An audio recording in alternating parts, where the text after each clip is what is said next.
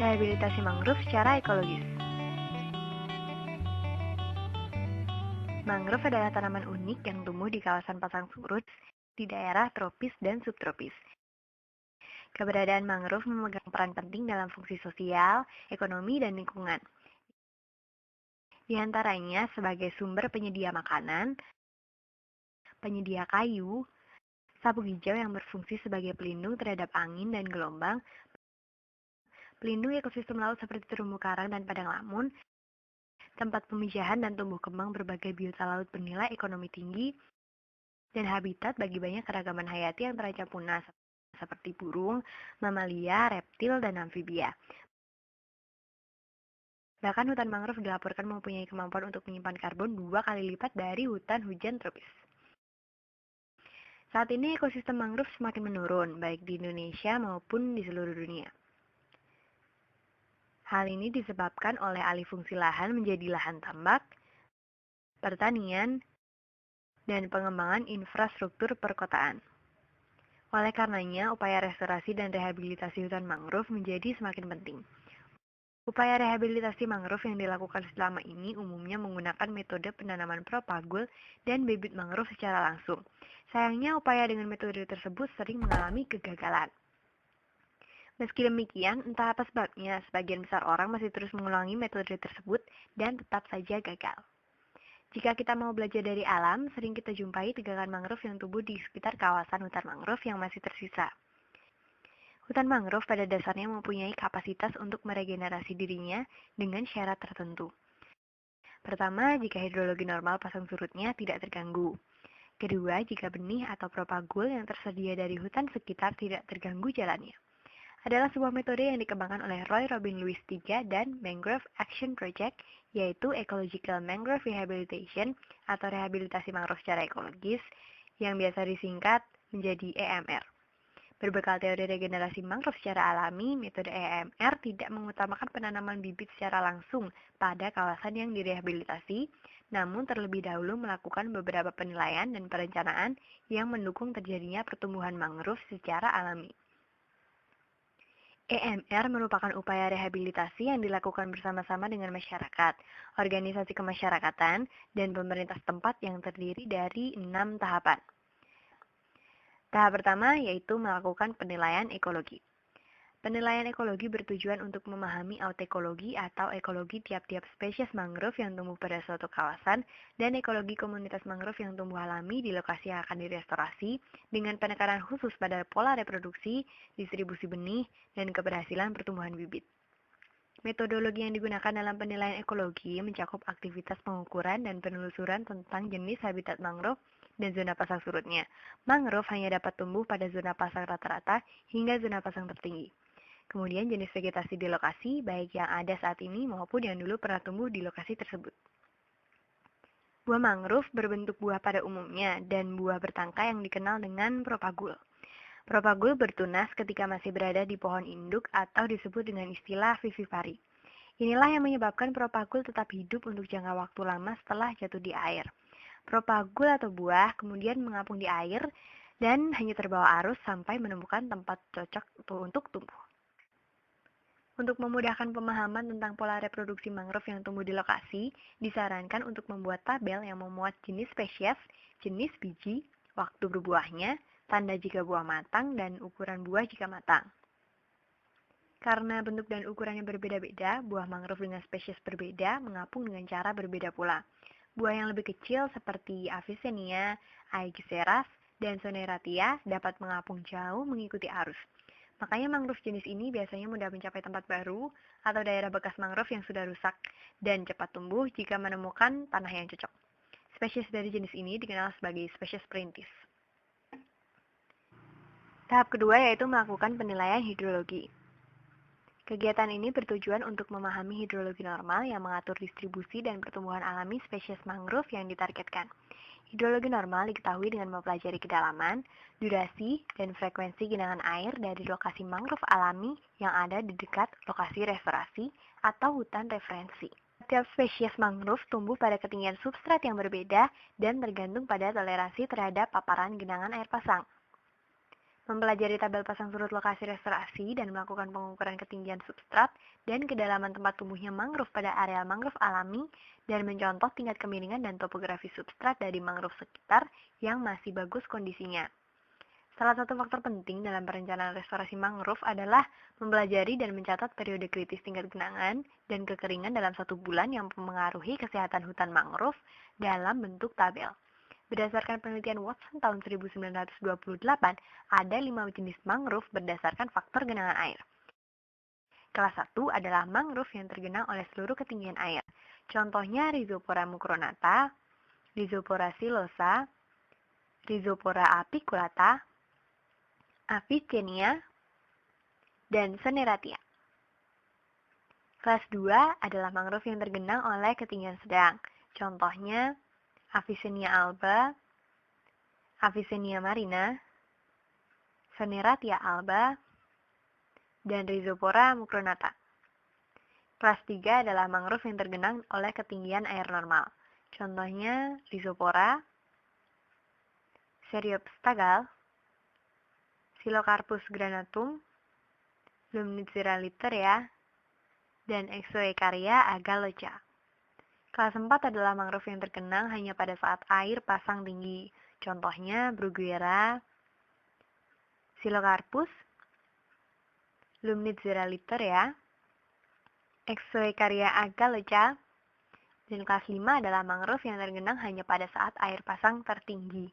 Contohnya Bruguiera gymnorrhiza, Instia bijuga, Nipah fruticans, Heritiera littoralis, dan Exoecaria agalocha. Pembuatan gambar zonasi berdasar kondisi asli lokasi restorasi akan sangat membantu program rehabilitasi yang akan dilakukan. Tahap ketiga yaitu melakukan penilaian gangguan.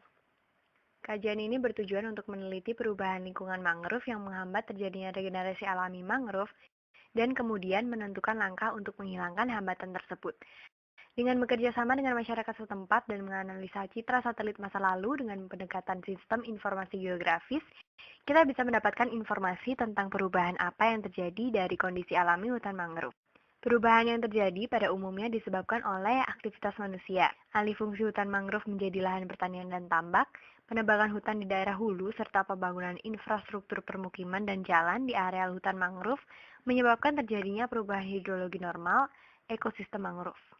Beberapa dampak dari perubahan hidrologi tersebut adalah munculnya tekanan bagi pertumbuhan alami hutan mangrove, seperti air tanah berkurang atau tidak dapat masuk ke kawasan mangrove dengan lancar.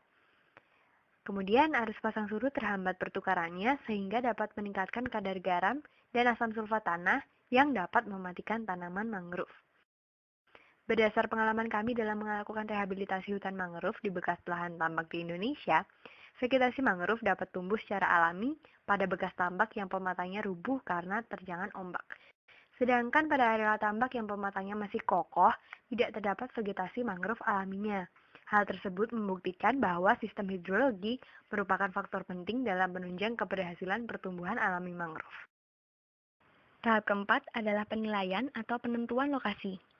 Tahap ini membutuhkan aktivitas pengorganisasian masyarakat karena terkait dengan penyelesaian masalah kepemilikan tanah untuk menjamin akses jangka panjang dan konservasi kawasan pasca pelaksanaan rehabilitasi. Pemilihan lokasi dilakukan dengan mempertimbangkan faktor-faktor pendukung keberhasilan dan ketersediaan biaya dan tenaga kerja untuk melaksanakan aktivitas rehabilitasi. Tahap kelima adalah merancang desain rehabilitasi. Dalam tahap ini dilakukan perancangan desain program rehabilitasi pada lokasi yang tepat yang dipilih dalam langkah 4. Desain ini mencakup upaya teknis untuk mengembalikan hidrologi yang sesuai yang memungkinkan pertumbuhan mangrove secara alami.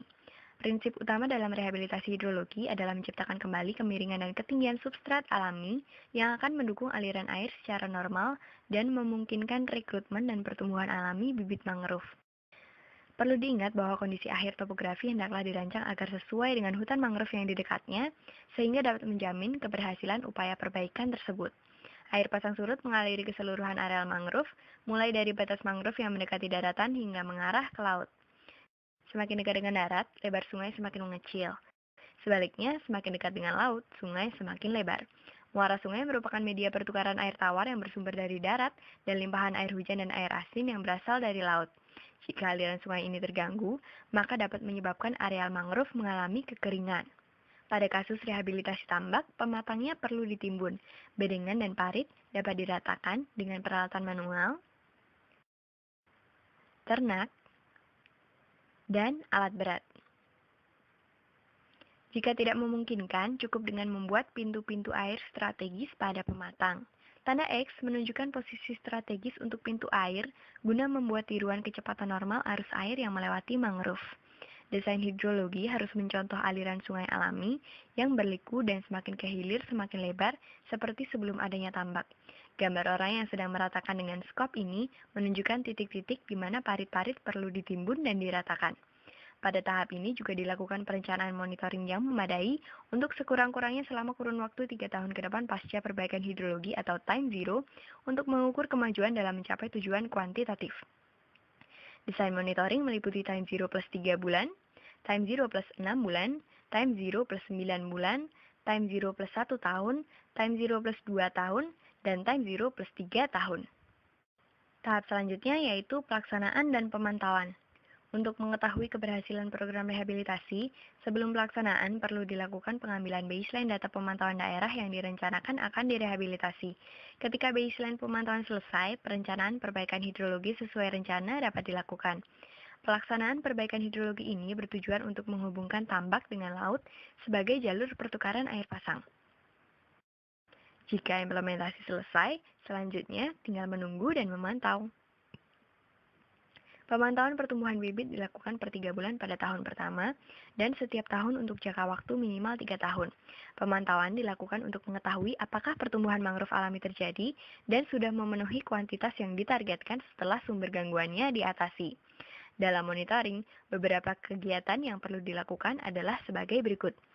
Mengamati spesies mangrove yang tumbuh, mengamati waktu pertumbuhan anakan mangrove, mengamati karakter pertumbuhan mangrove, mencatat tingkat kegagalan, mencatat tingkat akumulasi sampah-sampah, menyesuaikan tingkat kepadatan optimal anakan, memperkirakan biaya restorasi jika penanaman harus dilakukan, mengamati pengaruh pemanfaatan mangrove untuk keberlanjutan hutan mangrove yang direstorasi dalam jangka panjang, mengamati karakter ekosistem mangrove yang direhabilitasi yang mencakup flora, fauna, dan lingkungan fisik ekosistem mangrove yang baru dan membandingkannya dengan kondisi mangrove yang sehat.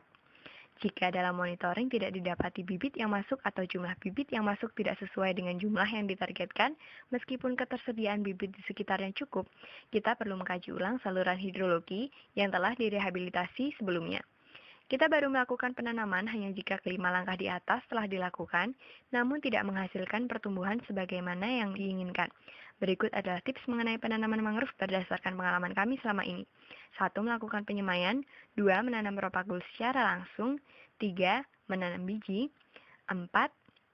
Jika areal tersebut kekurangan sumber alami bibit, biji bisa dikumpulkan dari tempat lain yang memiliki banyak persediaan benih.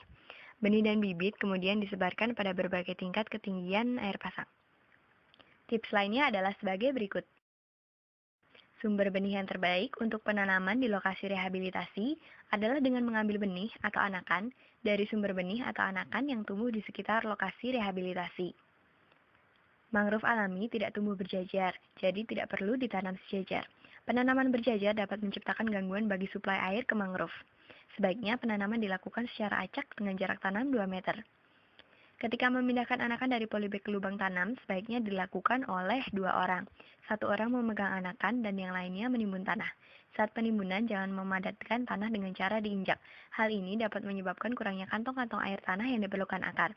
Biarkan tanah di sekitar akar agak gembur. Pastikan bahwa permukaan tanah anakan selama di polybag sama dengan permukaan tanah pada lubang tanam. Pastikan akar anakan bebas dan leluasa masuk dalam lubang tanam. Ukuran lubang tanam sebaiknya 1,5 kali lebih besar dan lebih dalam daripada ukuran lingkar akar anakan. Pastikan akar anakan tidak membentuk huruf C ketika dipindahkan ke lubang tanam. Hal ini dapat menghambat pertumbuhan atau bahkan menyebabkan anakan mati. Dan langkah yang terakhir adalah pastikan anakan tidak ditanam bersama polybag.